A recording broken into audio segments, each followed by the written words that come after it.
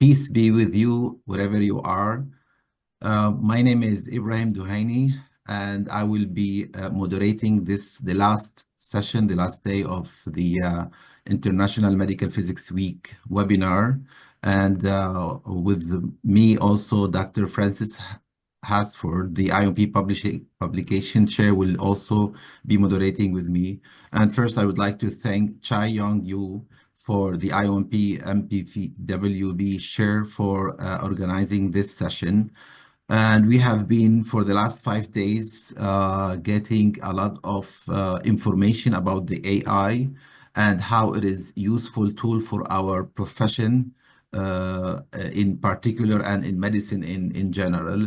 So today is the last day of this series of seminars, and we're happy to get the title for this today's seminar, The Potential of AI on Nuclear Medicine, Imaging and Therapy. So today we have a perspective of two speakers from two renowned speakers from a medical physics side and from a physician side. We have Dr. Kuangyu Shi, a medical physicist, and Dr. Alex Rominger, who will be replaced by Dr. Robert Seifert to give the slides. So the objectives of this seminar, as been said before, is to understand the potential of AI in the optimization of nuclear medicine and imaging, to understand the potential of AI in personalized radiopharmaceutical therapy, and to understand the concept of knowledge guidance for trustworthy AI.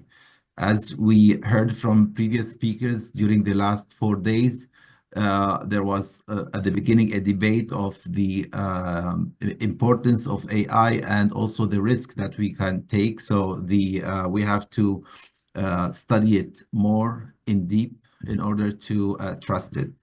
So welcome to today's webinar. We will be exploring how recent advances in instrumentation and radiopharmaceuticals therapy are transforming nuclear medicine and how AI is playing a key role in unlocking their full potential. As data complexity grows, AI offers powerful solutions to optimizing imaging, to enhance diagnosis, and to support personalized treatment planning. So this session presented from both medical physics and nuclear medicine physician perspective. We will highlight developments of AI. We will examine the AI role in imaging and therapy, and we will discuss the opportunities and challenges of integrating AI in nuclear medicine and theranostics. Please join me to welcome our first speaker, Professor Kuangyu Shi. He is the chief medical physicist at the University of Bern. He's the head of lab for AI and translational theranostics. He's the senior lecturer, Technical University of Munich. He has a Ph.D. at Max Planck Institute for Informatics in TOM. He is expert in AI applications for imaging, dosimetry, and therapy. He is recipient of SNMMI Young Investigator and EANM Roger Perez Awards. He's member of EANM AI Committee and ICRP Task Group 36. He's also associate editor of a couple journals in Europe. Please welcome Dr. Shi. And I will stop share to start your presentation. So, thank you very much for your really kind introduction. And so, can you see the yes. slides in the presentation mode? Or? Yes. Okay, yeah. So that's yeah. That's yeah. It's I also would like to thank the organizer giving me this valuable opportunity to discuss with you about the potential of the AI in nuclear medicine. So, like, yeah. Yeah. Can you press the presentation mode so that it would be bigger? Yes. Yeah. So is that now in the presentation mode? Yes. Now it's good. Yeah. Okay. Great. Yeah. So yeah, I think this is you are quite familiar. We are living in the time of the AI. So this is like thanks to the growing data and the emerging technology. And of course, also the computational power contributes. So then the modern AI significantly differs and outbreaks like the field. So, and then if we see the opportunities of the AI in nuclear medicine, imaging, and therapy, as we know that nuclear medicine classically like PET spectra imaging, and then so therapy in the past few years also get rapid development. And our limitation of our nuclear medicine imaging, for example, radiation dose, low resolution, less anatomy or artifacts, but we have the also the high sensitivity, high specificity. And for our treatment, it's no treatment planning, and then limited experience. For example, the dosimetry is not well implemented. So like, but now the potential is big. So like considering those limitations, so AI can indeed actually overcome those these limitations or partially so relieve those problems, and then also for the advantages can further enhance that. So, but we have another challenge in nuclear medicine, because like usually in nuclear medicine, our cohort is much smaller than the radiology or external beam radiotherapy. And like also in nuclear medicine, we have a diversity of tracers. And our signal is actually usually like, for example, like the PSMA imaging. So the weak uptake and the high uptake can have 100 times differences. And then, of course, we have also imbalanced data. So for AI, we also need more efficient algorithms and more collaborations. Certainly, like it's really beneficial to work together with the IOMP. And as we discussed at the beginning, another concerns of the AI-based methods is like the robustness, generability, explainability. So, and as we know, AI is a black box. So like how to improve that? The best way is to incorporate domain knowledge. But what is the domain knowledge? So for example, like for the clinical point, the disease physiology, and then for our nuclear medicine, because they inject the tracers into the body, so then it's a pharmacokinetics and dynamics. And certainly as physicists, and we know we are all in the medical physics field, so physics is really critical domain knowledge, and also radiobiology, and then also like the interoperability with different tracers and scanners. So this is like we need to keep in mind. So now we would like to first look at what's the potential of the AI in nuclear medicine imaging optimization.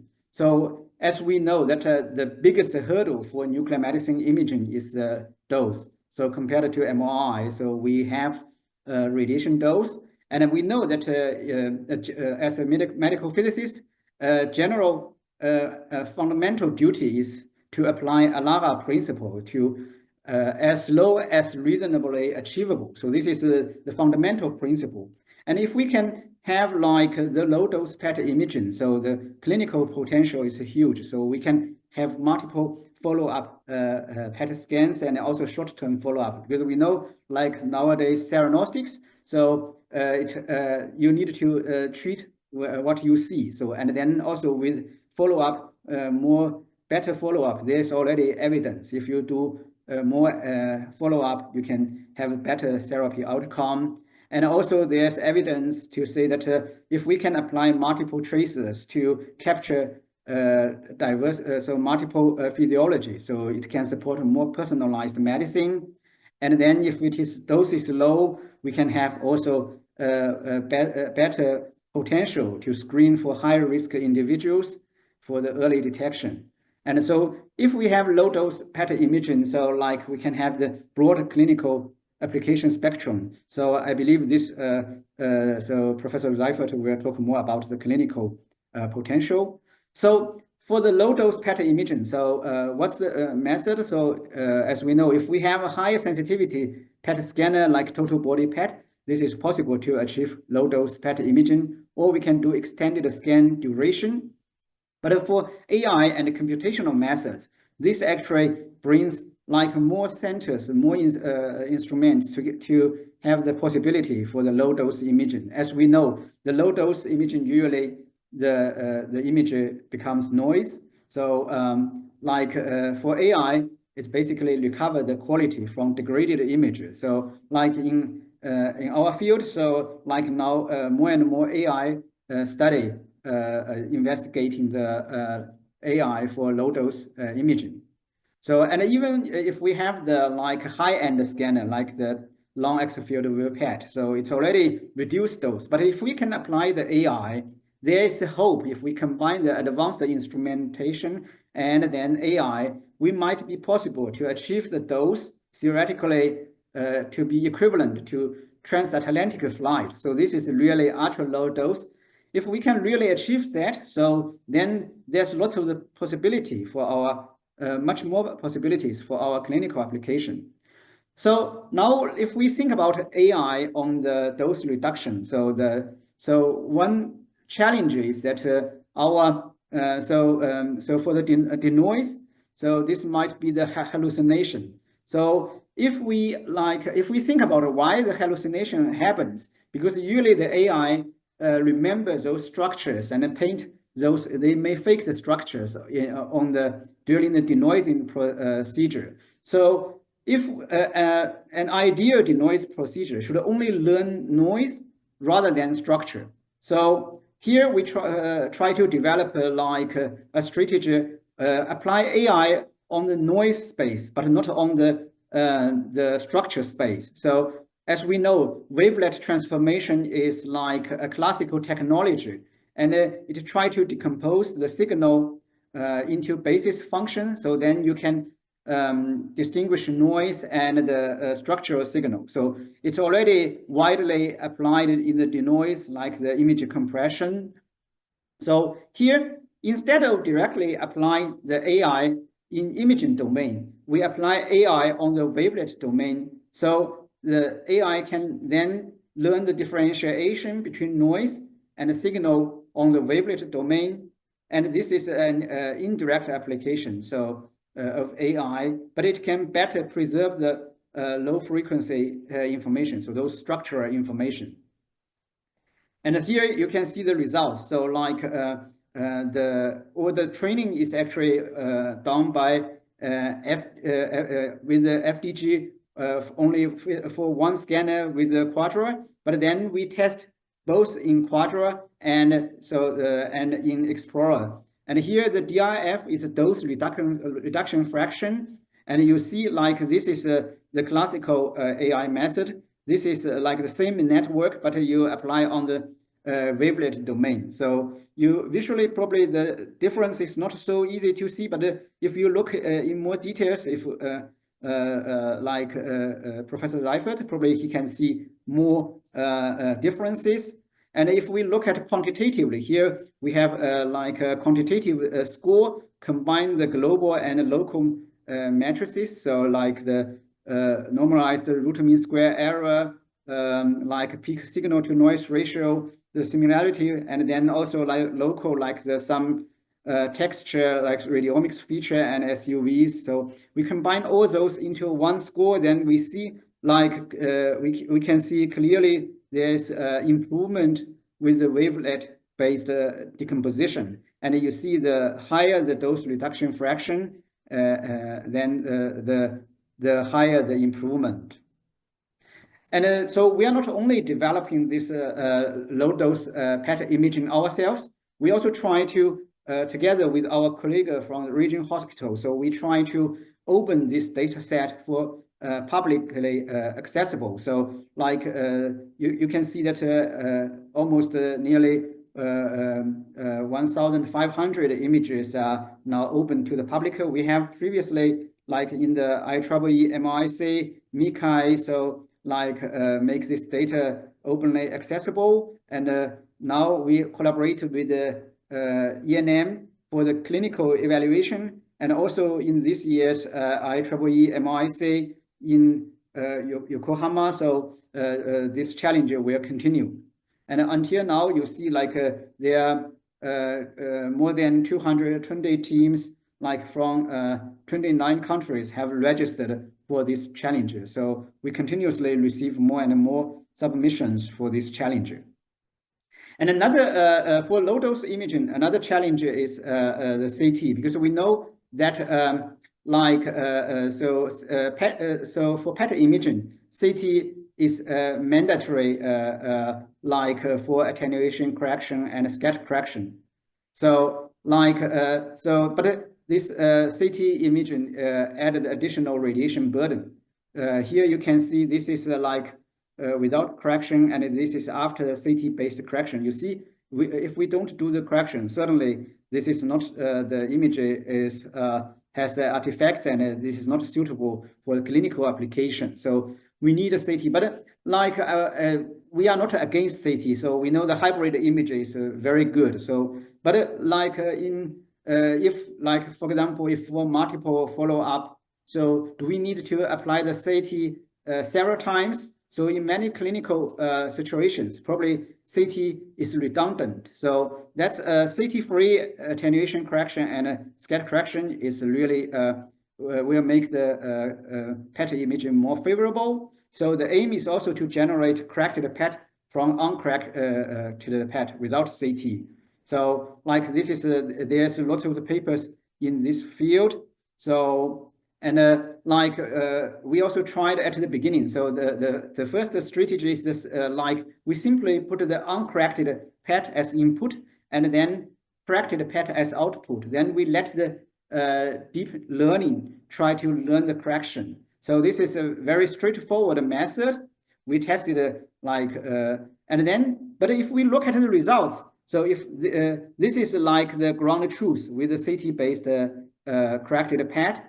And this, of course, so this non-corrected, and this is AI-generated corrected PET. If you compare this with the ground truth, you see clearly, maybe you see clearly the texture got changed. So it's quite obvious. You see lots of the places the texture got changed. So this is quite dangerous in the clinical application. Why this happens? Because so AI try to learn also from those structures. So and then it may have the hallucination during the in this prediction procedure. So if we now think about from physically, we think about what's the attenuation correction and scatter correction. So as we understand, this correction is actually in low frequency domain. So so based on this knowledge from the physics knowledge, we developed a so-called indirect deep learning method or the decomposition-based method. Basically, we try to decompose the signal into low frequency signal and a high frequency signal. So what our learning only apply on this low frequency space, we don't touch the high frequency, because basically usually that's the structural informations or the texture informations. And then so if we apply those decomposition-based method, if we compare this AI generated and this is ground truth, you see it's almost identical. Lot of texture got preserved. And if we compare, this is classical AI-based method. This is our decomposition-based method. This is ground truth. You see how similar we are. And then, of course, if you look quantitatively, error, we have much lower error, much higher peak signal to noise ratio, and much higher structural similarity index. And the more exciting part is that our training is only based on FDG in the vision. So, and then we test on the other scanner like the United Imaging and a GE scanner, and we also test on the other tracers. Because we test on FAPI, DOTA-TATE, DOTA-TORC, PSMA. So those tracers have quite significantly different biodistributions. And then, so with this this method, decomposition method, is quite robust if you compare with the classical AI, the straight naive AI method, or our decomposition method is quite similar to the ground truth. So also this quantitatively it confirms that for different scanner and different tracers, we always have low error. And then so that's for different tracers, it's like the, and but if we do like the also clinically substantially assessment, of course, we are always better than the classical AI based method. But so for most clinical situations, we are always better. So like almost perfect. So, but like with the FAPI, so only like in abdomen region. So our method is still have some shortcomings. So this is still not perfect. But this, I believe we can improve at certain. So if we develop further, because as you know, this is at the moment we only train with FDG. So all the other tracers we never touch with the algorithm. So the results is very encouraging, and you can see that we don't need to play very complicated mathematics, but only based on our physics knowledge, try to decompose the signal and then apply the same network, and the results can be much better improved and much better robust.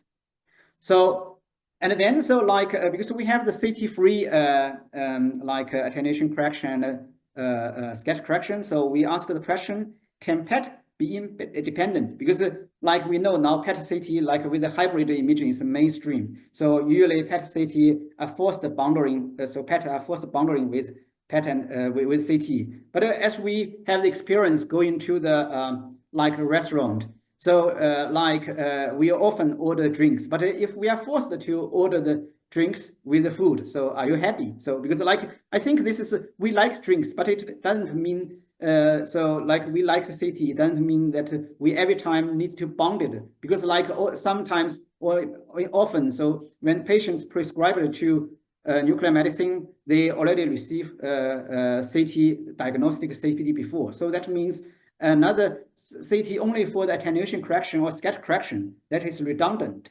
So but so that's CT sometimes introduce unnecessary radiation exposure. So, but only attenuation correction and scatter correction. If you ask our clinicians, then they still think that CT is necessary, because they need the CT in the reading. So because our PET has the limited anatomical information, CT provides more anatomic support. So we need also some anatomical independence. So can we extract anatomic information directly from PET? So now we know with the modern PET, so the digital PET or LAF PET, so the image quality is much better. So even PET now have the identity problem. So that means digital PET provides more anatomical information, so we can be less dependent. So here we try to develop PET only multi-organ segmentation. So the idea is that we try to use those total segment those existing CT segmentation algorithms, try to generate on the CT the labels. Then we use these labels to train PET-only segmentation. The idea is also the same. So we try to train the algorithm only based on FDG and one scanner. Then we try to test it on different scanners and different tracers. And actually the encouraging message is that although we still see for some organs, the dice coefficient is still not perfect, but this is still at the beginning. But we see many organs, the performance is good. And also we see for different tracers, it also works. So it means that even if the tracer has not been trained, it has the potential to work. So this is actually quite encouraging. So it supports the PET independency. But of course, we know that it's still hybrid imaging is more preferred. But so I think now with the development of the technology, maybe it's time to think about if PET can be independent again. So the second part is that AI in patient-friendly dosimetry. So because we know for the personalized treatment, we need dosimetry. But I think if now we ask around how many centers do the routinely the dosimetry, so that's so as based on knowledge, it's really limited. In Bern, we are a dosimetry friendly center. We try to do as many dosimetry as possible. But if you see in the past 5 years, we have only a small part of the patients doing dosimetry, and within this small part of the patients, like so if you only like less than half have more than 3 time points. So although in Bern we are like located in Switzerland, we are a small country, so for public transport it's quite easy for patients to revisit the hospital to do dosimetry, and our therapy is well reimbursed. And like in Switzerland, also the patients has to be stationed after treatment for 2 days. And then in our clinic, we have 3 SPECT CT. Basically, that's actually the dosimetry is well. So we are quite encouraging dosimetry, but still it's very difficult. So like if we look at the challenges in the dosimetry practice, you need to, after treatment, you need to do several time measurements. Each time takes a longer time. So this is like huge burden for patients. So because at the beginning we think that's really so it's good for the patients. But as we know that dosimetry like doesn't really at the moment change the clinical practice. Further, as we all have our experience that like when in our youth time, so how many times like our parents think good for us, but how much we take their suggestions. So that's the same situation here. So if we think that we are doing dosimetry for the patient, but is the patient really convenient for this dosimetry, or this dosimetry methods really bring less burden for the patients?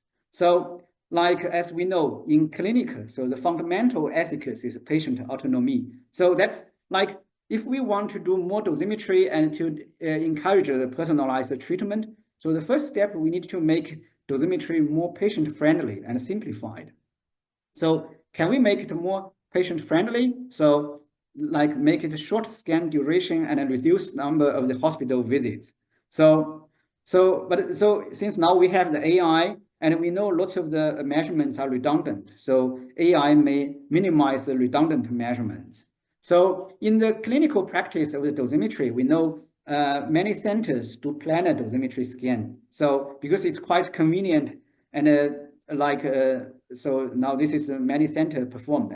But we know the planar dosimetry, you can only like it's limited accuracy and it's not so easy to assess tumor. It's only for the normal organ assessment. So that's so the idea is that if we can reconstruct a 3D imaging from the planar imaging, that would really make the dosimetry scan more convenient, so more accessible by many hospitals.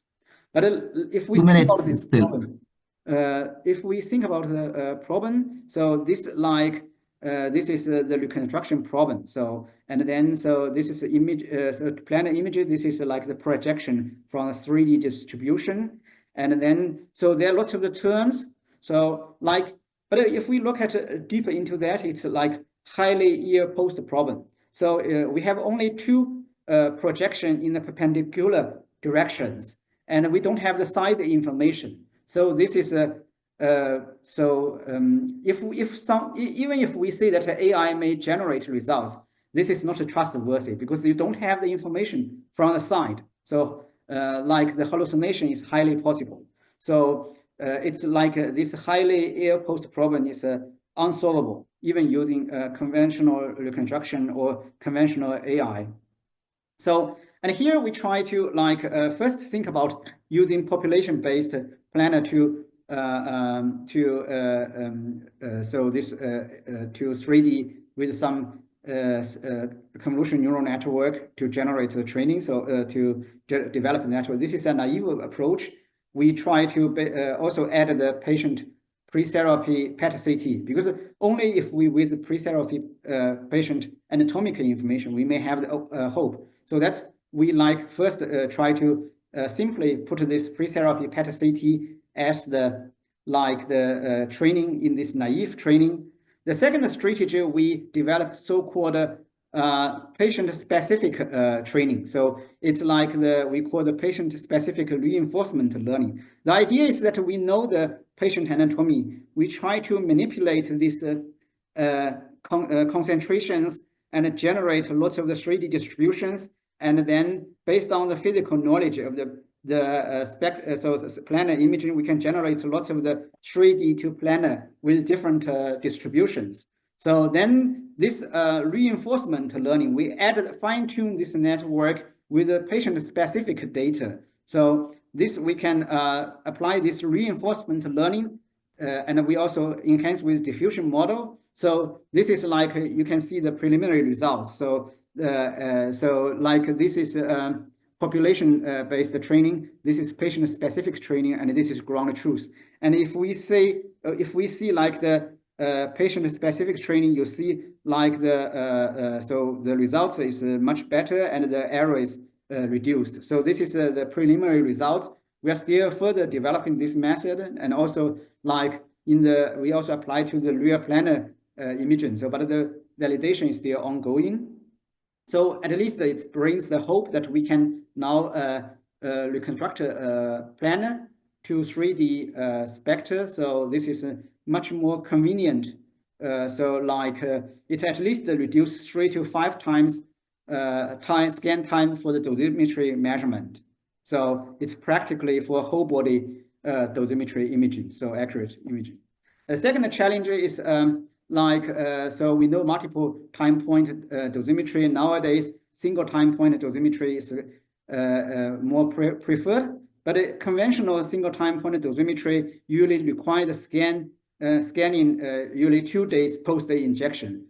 At that time, like even so like for outpatient, it's not possible, and for some hospitalized patient, you only station 1 day or some only half day. So then this is also very difficult. After discharge of the patient, ask the patient to come back to the hospital to do the dosimetry. This is really challenging. So, and what we propose is like called the instant single time point dosimetry.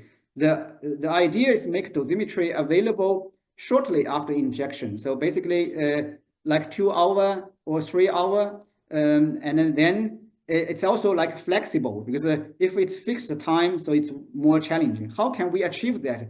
Based on the pre-therapy PET-CT and the clinical data, like the lab values, so we can predict the effective half-life, because we know the effective half-life are patient intrinsic characteristics. Then with the effective half-life, predicted effective half-life, if we have a flexible early time point, we can estimate the dosimetry. So this is our results. So you see, like compare with Henshine method. So like with, for example, with 2 hour. So although we still have a larger variation, because here we have small number of patients for training. We know AI methods, you need more patient. The more patient, the better accuracy. But even with small number of patients training, we see like we are much better than the Henshine method in 2 hour, like the 20 hours. So this is like, although this is retrospective study, we don't have 3 hour or 4 hour, but it's highly possible that our method still work on these time points. Like for the later hours, because that's there's extrapolation there, so then the error becomes larger. So this anyway, we are not so care about the later hours for the convenient dosimetry. So this method is more suitable for instant single time point dosimetry. Dr. Che, we have only 1 more minute. Okay, so 1 minute. Yes, can you wrap up? Yes. Yeah, so this is like we have also achieved Voxwise instant single time point dosimetry. And then, so sorry, we have also developed the PET-based predictive dosimetry. And so this is, we try to predict the dose on a static PET. And then, so like, so this we have developed organ-based and also Voxwise-based. So this is like the Voxwise predictive dosimetry. So yeah, so we also developed like the PBPK regulated predictive, so PET-based predictive dosimetry. And this is, we try to combine the PBPK-based mechanism-driven methods and data-driven AI, try to improve the PET-based predictive dosimetry. Sorry for the time, not well estimated time. So the last part is what was with the large language model. We also try to, we think that the large language model can also help the medical physics practice in So like the consultancy, so we know that like the large language model develop very fast. So but still with the medical application, so this is high risk. So we're facing the hallucination. So the major challenge is that missing professional knowledge. So we try to put the professional knowledge integrated in the existing LLM like ChatGPT. So then basically we integrate those literatures into this LLM, try to build up additional database. So then once the question comes, so after the LLM, you can go to the professional database, try to retrieve the knowledge. So this is a retrieval augmented generation. So we also try to have the naive rag and the advanced rag. Basically, advanced rag, we try to also sort out the priority of the knowledge. So then, like we see that this strategy can apply to whatever, like your LLM model, like the ChatGPT or Gemini, and you can compare their performance. So that's what we call this development theranostic chatbot. So in conclusion, we see that AI may recover the full dose image from low dose measurements. It may assist the CT-free PET imaging, support planar-based synthetic 3D dosimetry, and support the instant single time point dosimetry, and also PET-based predictive dosimetry. So we see like it may also assist the professional theranostic consultation.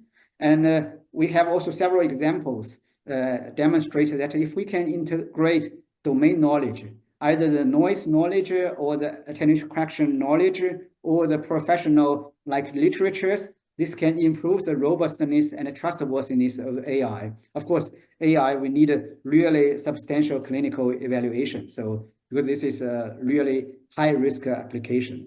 So I would like to thank all the collaborators and the funding agency. Thank you very much. Sorry for the mess with the time. Thank you, Dr. Chai, for the impressive informations in your slides. And a lot of audience, they asked if you could share with us a PDF, handouts for people to get these slides would be very helpful. Thank you very much. Sure.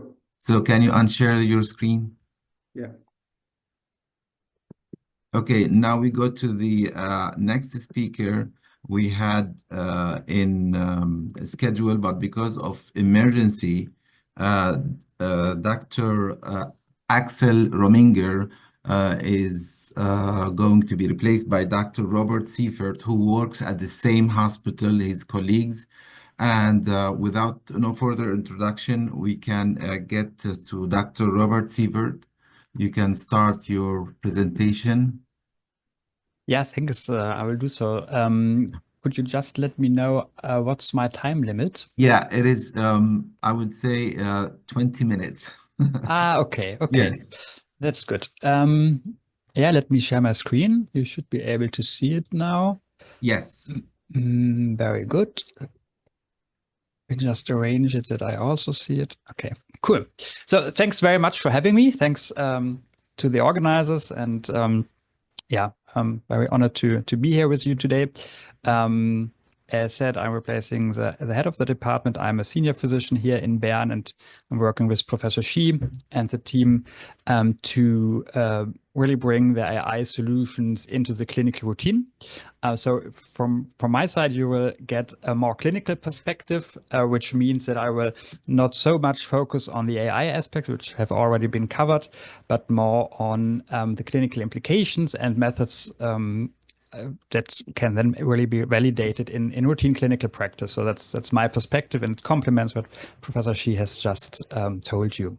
And one of the core things we think is relevant in the nuclear medicine clinical routine is really the radioligand therapy. Let me just focus on one aspect, PSMA therapy, because of the time constraints. And here we have several open questions, actually many unknowns, but let's narrow it down to open questions, and that are how long can you treat a patient, which means how many cycles would you give, and how much should you give? And that's very much in line with what Professor Shi just told you about predictive dosimetry and simplified dosimetry, because if you think about it from a theoretical perspective, we really need to know what we are administering to the patients and what dose it actually results in. So for the moment, let's now just start with this very simple question: how long can you treat? And that's actually not really known, but in the clinical routine, what we do is that we either continuously treat patients with PSMA therapy, or we do re-challenge treatment. And by re-challenge, I mean that you give a few cycles and then maybe PSA response is sufficiently achieved, and then you pause treatment and start later on. Those are the conventionally used therapy regimes in the clinic. But it's not really known how many cycles you can give. It's conventionally it's around 6 cycles, 4 to 6, but not really beyond that. And what we did was a clinical investigation. It's a retrospective study, as usually when you start with something like that. And there we included around 100 patients from multi-center institutions in Germany. And the idea was to see if we can actually increase the dose by extending the number of cycles. And even some patients received more than 14 cycles. And it's quite interesting to see how that's actually done in routine clinical practice. You see that predominantly there's those two groups, continuous treatment and re-challenge treatment. And we see that if you compare those two diagrams, that the majority of patients are in the re-challenge group. So what we do is we give a few cycles, wait and see, and then we continue treatment if the patient shows PSA relapse. Those are the purple dots here, and blue lines are then wait and see phases.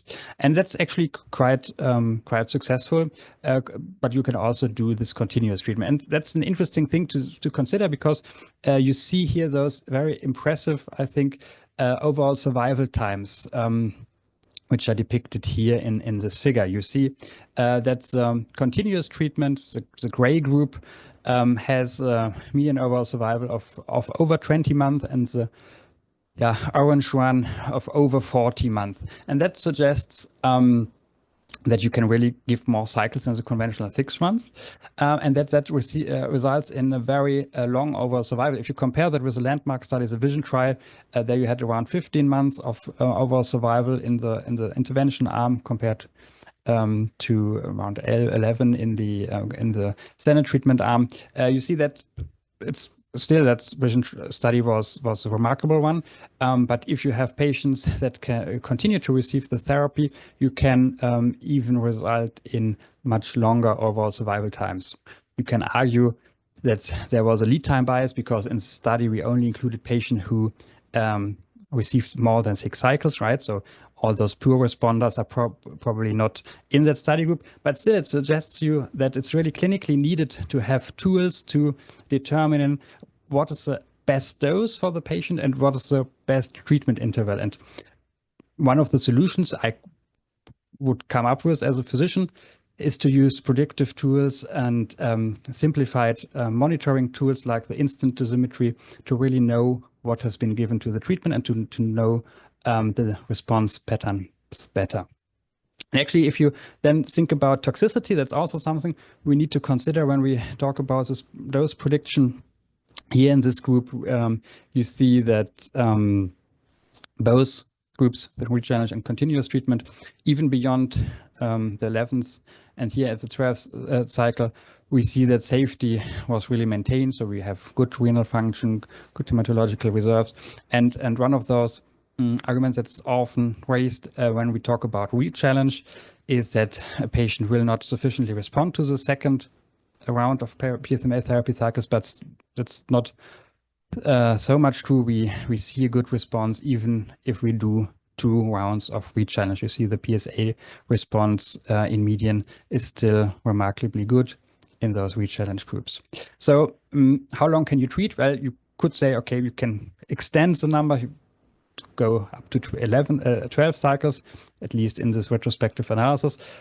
But then still we don't know how much you should give. So, which means how much megabecquerel, gigabecquerel would you really need to administer to the patient? That's one of those unknown things. And maybe PSMA PET can help us answer that question. Because as you know, PSMA PET can not only be used to localize the disease, to direct or inform targeted treatment with radiation oncology, for example, or surgery. But you can also measure PSMA expression and extract biological features that might help you guide the therapy, especially in the context of radioligand therapy and in the context of dosimetry. And so how should you then do that in the clinical routine, or how are we actually doing it currently?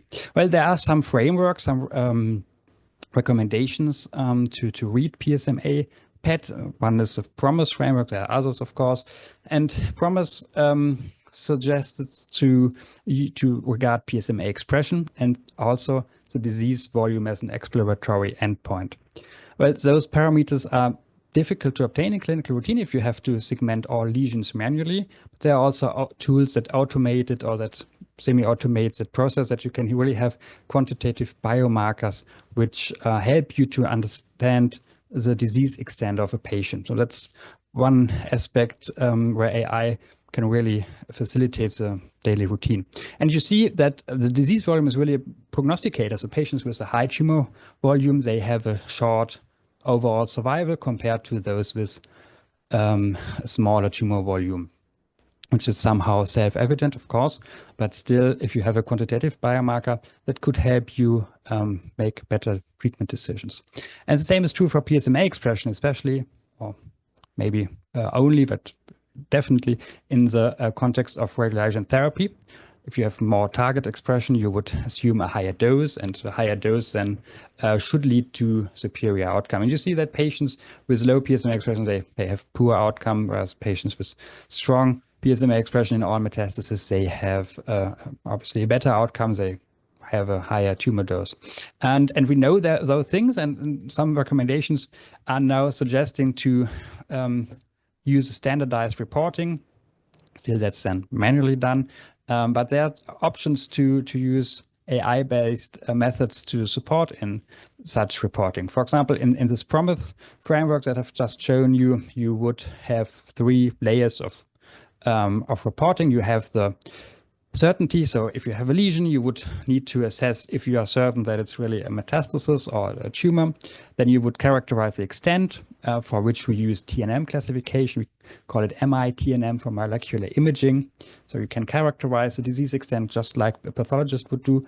And then an exploratory endpoint, which is the tumor volume. And tumor volume then can be facilitated by AI tools. And that would result in a code line. We call it a code line which thumbs up the entire status of the disease and also provides you with the PSMA expression and tumor volume. PSMA expression is also relevant compared between different races. It's also relevant to assess eligibility for radiological therapy, especially for PSMA therapy, because you would, in analogy to the VISION trial, require that the patient shows higher expressions in the liver, so that the sufficient tumor dose can be achieved. And that's also then summarized in this code line, which again could be facilitated by AI tools, because we really want to have a quantitative biomarker that we can base on our decisions on. And this tumor volume and the parameters, they are highly associated with the outcome.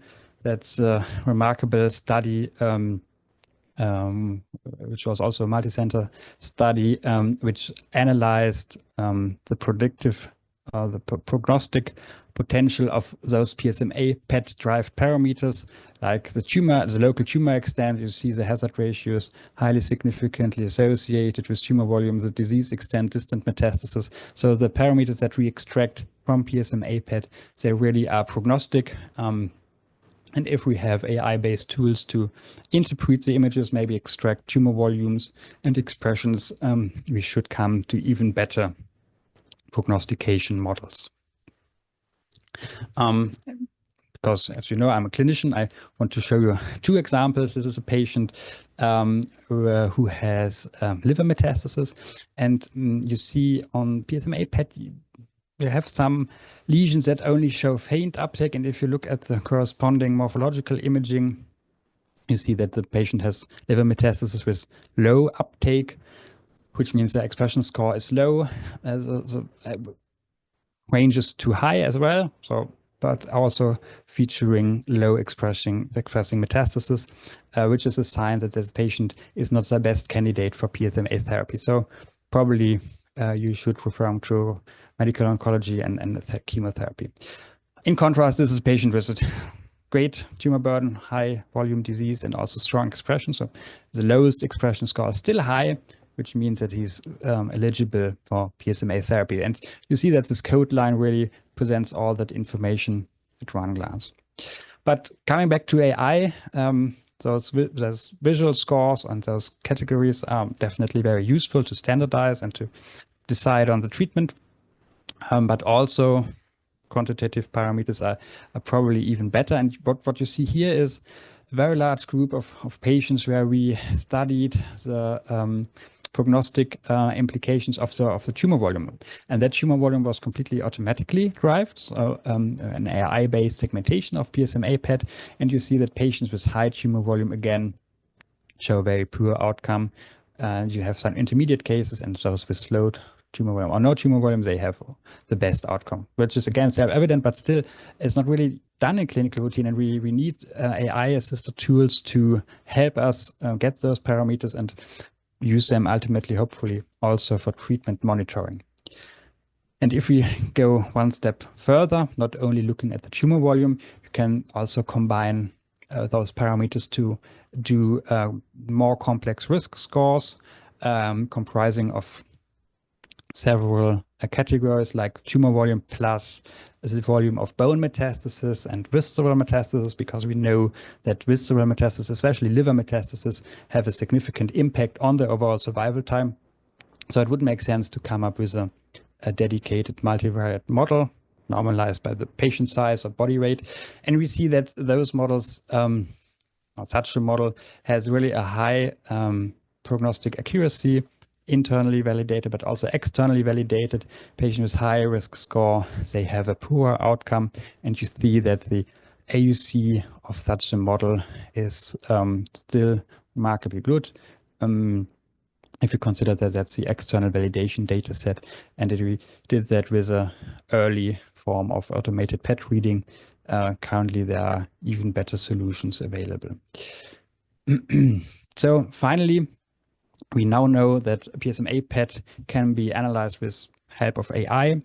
We know that we can measure expression and volume manually, but preferably with help of AI.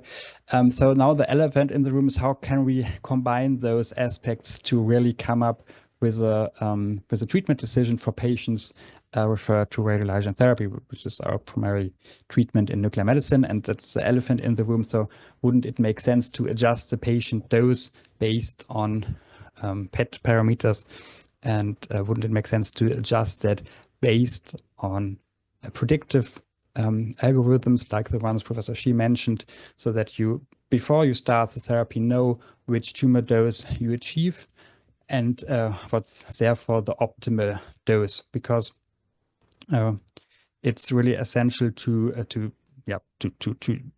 make most out of the first shot and to bring back bone marrow reserve for patients who have extensive treatment, so that a healthy bone marrow can grow again, and you directly utilize the highest dose you can administer safely to achieve the best response and potentially also outcome. So that's still one of those unknowns. Definitely naively, it would make sense to use such predictive frameworks, and we are working on methods to validate the algorithms and to hopefully at some point also integrate them in the clinical routine. So to sum up, there are clinically unresolved challenges, which we try to overcome with means of AI. In PET reading, especially in PSMA PET reading, we need to use standardized reporting. The methods are available, really need to use them, and AI-based methods are also available, which will help us to extract quantitative biomarkers. And on the other side, for personalized PSMA radioligand therapy, we know that the tumor dose can be predicted, but still there are some challenges. So how can you really validate those results with higher doses, and what's the implication for tumor biology and maybe even for combinational therapy? So there are still unknown questions, but with the use of AI, we might be able to solve them at one point. Yeah, thanks very much. That was everything I wanted to share with you. Oh, thank you very much, Dr. Siever. So we have today a rough review from the technical side in medical physics and from the clinical side and the nuclear medicine physician. Francis, do we have any questions? I believe there's a lot. Yes, we have Ibrahim, two. we have a number of questions in the chat. Because we don't have time, we have just about 3 minutes to go, so maybe we can take some 2 questions. Yes.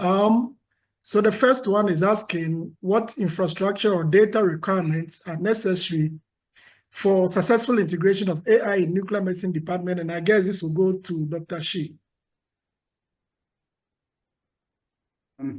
Yeah, so that's actually I think the integration, as you know, for the training of the AI development of AI is more resource consuming. But like if for the integration, I think that's more like it's ethics and the regulatory. So if there's like from the local legal framework and how to certify those products, because a different country has different standards to approve AI products. Because for the clinical and even the medical physics products, so you need certainly certified tool in the practice. So I think infrastructure-wise, it's not so much. So you can have a computer and those trained model can be already applied. But then most is like for the approval procedure. All right, thank you. From the presentation given by Dr. Seifert, AI has the potential to help in reducing the doses that are applied in nuclear medicine. But someone is asking the question, how safe is this low dose that is applied? You mean low dose PET imaging? Yes. Yeah. Excellent question. Definitely, there are many approaches to that from the technical side, but I think it's critical to also validate lesion detectability and lesion detection rates with different readers. And I think there we can really have more evidence to validate that not only the visual impression of the image and noise ratios and everything is comparable, but that we really can be sure and use them clinically. And yeah, totally to the point. I think there are some cleared solutions which are certified, but still I think it would make sense to have more research into that clinical accuracy direction. Oh, thank you very much. I think we have now we welcome our President John Damilakis to say the last words of this 5-day seminar series to congratulate the International Medical Physics Week of 2028-05. John. Thank you very much, Ibrahim. Thank you, Francis. It's been a fantastic series of webinars, a great week. So a huge thank you to the speakers, moderators, the audience, all of you, for your active participation, your contributions to the IMPW events. I appreciate your time and look forward to our next big events, International Day of Medical Physics 2025, as we all know, November this year, and IMPW 2026. Thank you, and stay tuned. Yeah, before we close, I just want to, if everybody sees the CME certificate, they're asking about it. So it is in our website. You go to iomp.org/certificates, and then you put your email. And because if you are registered in this, you will get a certificate. And also a reminder for the International Day of Medical Physics 2025, as you said, John, we started the poster competition. We sent this a message to everyone. I received so far more than 15 designs for this. Wow. Yes, and Impressive. actually they are using the AI in generating these posters, which is fine, I mean, but we also would like to have a human perspective on the design. And I think people are very interested, and physicists across the globe are interested in this competition, and it is becoming a big challenge for those who are have a talented in designing and promoting the theme of this year, which is medical physics and engineering technologies shaping the next decade. So by itself, there is an AI in it. So again, I will also congratulate every one of you for Happy International Medical Physics Week, and we look forward to seeing you in IOPASM, Adelaide, Australia, where we will have the biggest World Congress event that joins medical physics and biomedical engineering in one platform. So see you there, and have a nice. And Ibrahim, By before way you of information, please, go ahead, Francis. we had over 1,100 participants today. Yes. It was a great webinar. Thank you, Chai, for organizing it, and thank you, Ibrahim and Francis, for moderating. Yes, sure. Bye-bye. Bye-bye. Thank you. Thank you. Bye.